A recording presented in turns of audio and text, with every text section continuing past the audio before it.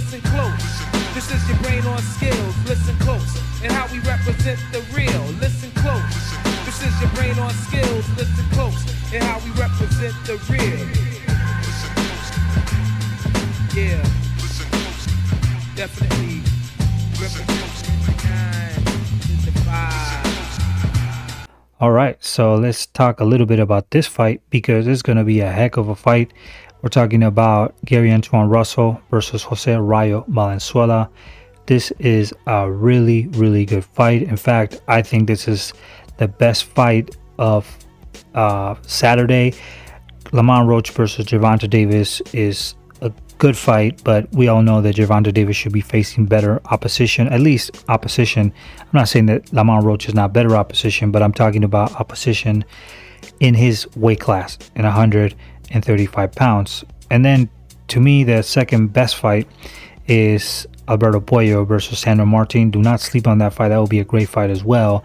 But to me, this fight is the number one this Saturday, and that is Gary Antuanne Russell versus Jose Rayo Valenzuela. Now, Jose Rayo Valenzuela will be defending his WBA title. He beat Pitbull Cruz. And then Gary Antuanne Russell comes after losing against Alberto Puello in a really close fight as one of the most avoided boxers in 140 pounds. Okay. Now, this is going to be a tough fight for both of them because we're going to find out what Rayo can do, and we're also going to find out if Gary Antuanne Russell can break the barrier. Okay. Now, what do I mean by breaking the barrier? When he fought against Puello, he didn't know how to get away from Alberto Puello's jab and also his second hand. Okay. He was struggling with that. Now, when he would get in, he would try to throw his combinations, but at times you could see that when Alberto Puello switched gears and started moving in angles backwards, throwing the jab and the second hand, Gary Antuanne Russell was kind of stiff. He was kind of more paralyzed. So he would have to restart again over and over again and till he hit Alberto Puello. Now, it's still a close fight, but you could see that he was struggling with a jab, okay, which tends to happen especially with pressure fighters. Now, on the other hand, you have Jose Rayo Valenzuela, and Rayo, he outperformed against Pitbull Cruz. I actually won $300 betting for Rayo Valenzuela. I thought he had the necessary technique to beat Pitbull Cruz, but obviously he had to also make sure that he boxed and not brawl with Pitbull Cruz, which I thought that was going to be a mistake if he did do that, right? So he defeated Pitbull Cruz, and Pitbull Cruz struggled with the jab. He struggled with a movement. Rayo was moving, Rayo was defending, and making it really complicated for Pitbull Cruz to manage his range. And that was one of the biggest reasons why Pitbull Cruz lost that fight. Okay. Now, this is the interesting part. Pitbull Cruz is one-dimensional, like a Gustavo Lemos, but he doesn't necessarily fight like Gary Antuanne Russell. Gary Antuanne Russell knows how to move more with his legs, and he's not necessarily a stationary target. He knows how to actually switch angles when he needs to. Okay, he did it against Rances Barthelemy, the Cuban boxer, and you could see it against Ken Cruz too. It was a quick fight, but I'm saying you could see what he's trying to do. Okay. In the case of Rayo Valenzuela, I don't know if he can box the same way as Alberto Puello, right? So Alberto Puello came with a really good strategy, especially fighting backwards and making sure that Gary Antuanne was never actually comfortable, right? Now, I believe that Rayo Valenzuela has more power or effective power based on his opposition than Alberto Puello, but I don't know that he can box like Alberto Puello, okay? Because it's not going to be the same with Gary Antuanne Russell. Now, Gary Antuanne Russell can cut the ring, but he was having problems with the jab, and we know that Jose Rayo Valenzuela actually had a nice jab, and he was boxing nicely, especially moving laterally and using his jab and defending. So at one point, these two are going to exchange. Okay, they're both going to exchange, and the question is, will Rayo exchange with Gary Antuanne Russell if he's set in the ropes or if he's in the corner side? What is he going to do against Gary Antuanne Russell? Now, in my opinion, if I was Rayo Valenzuela and I was in his corner, I would tell him that, use the jab like you were doing against Pitbull Cruz, but just make sure that when Gary Antuanne Russell gets very close, do not let him unload like you did with Pitbull Cruz, okay? Because Pitbull Cruz was trying to unload, but he was unloading from a one-dimensional linear stand.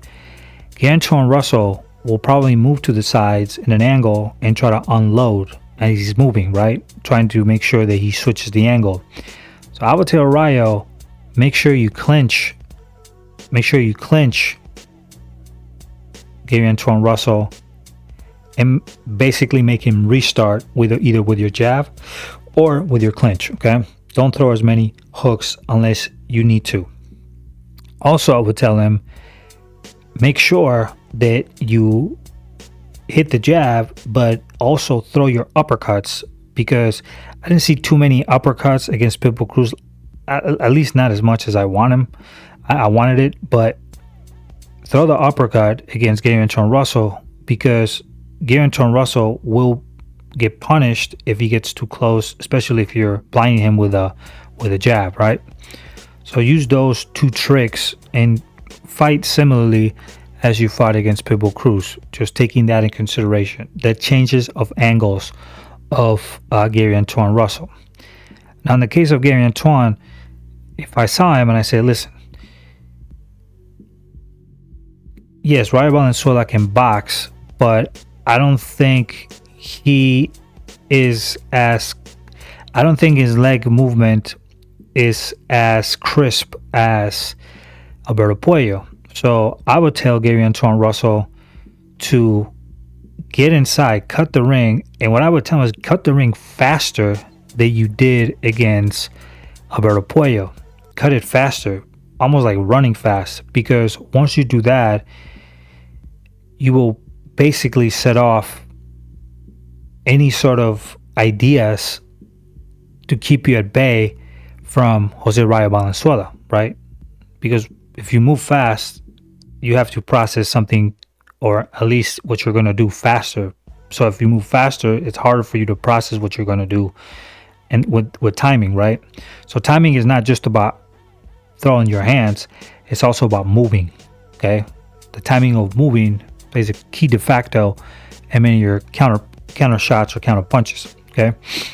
So I would tell him, rush faster, and then if you catch him in the ropes, if you catch Jose Rayo Valenzuela in the ropes, shoot to the chest and also to the center of the body, okay? And don't let him move from side to side like you did with Alberto Puello.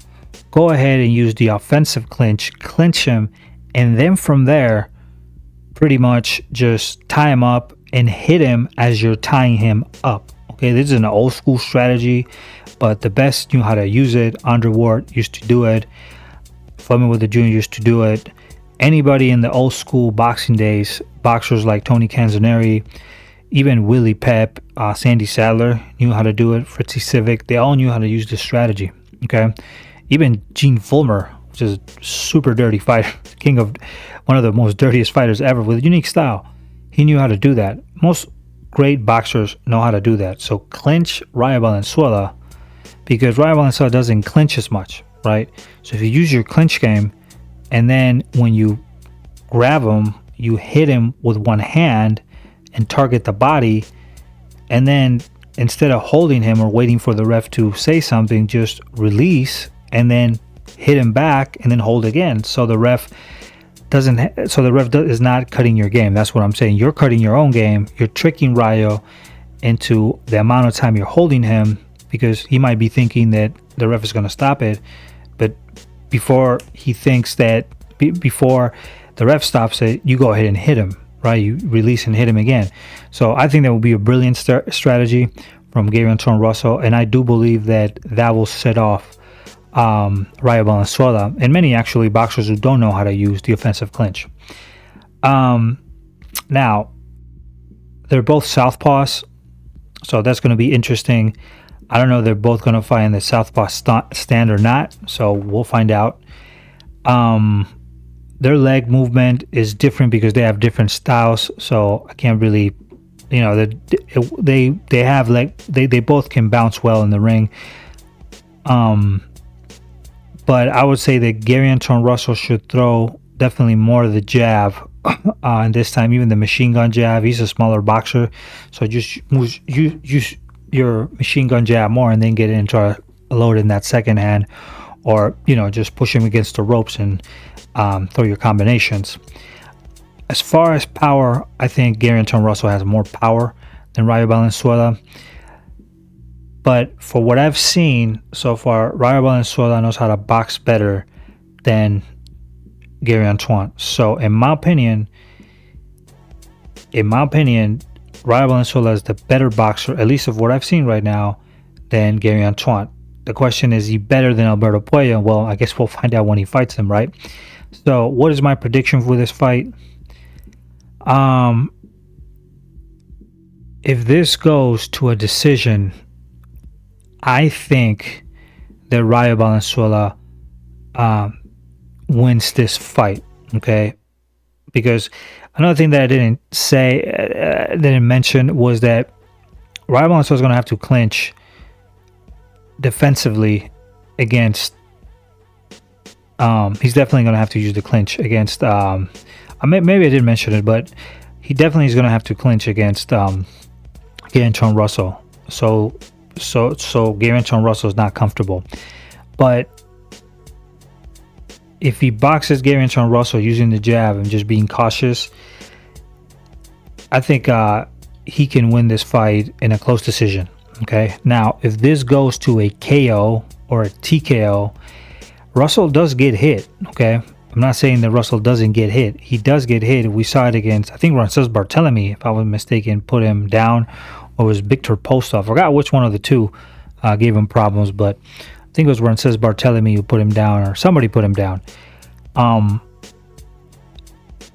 But Rayo Valenzuela was brutally knocked out by Edwin de los Santos. Okay, so in an exchange, I think that benefits Gary Antuanne Russell more than it benefits Rayo Valenzuela. So if it goes by TKO or KO, I think it will be Gary Antuanne Russell in 8-9 rounds. So who do I think is going to win this fight? Based on opposition, I got to give the edge to Jose Rayo Valenzuela.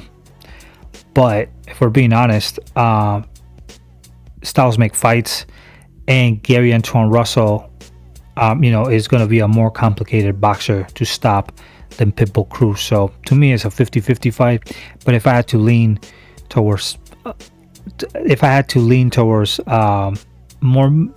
probably more based on experience, I will go with Rayo Valenzuela, which he's come back and has a really good corner. I'm not saying the Russells have a really good corner too, so the Russells also have a really good corner. So yeah, I'm gonna give it just slightly to Rayo Valenzuela, but it is a 50-50 fight. All right. So give us a like, subscribe, become part of our community in Golden Era Boxing, and I'll see you in the next video. Peace out.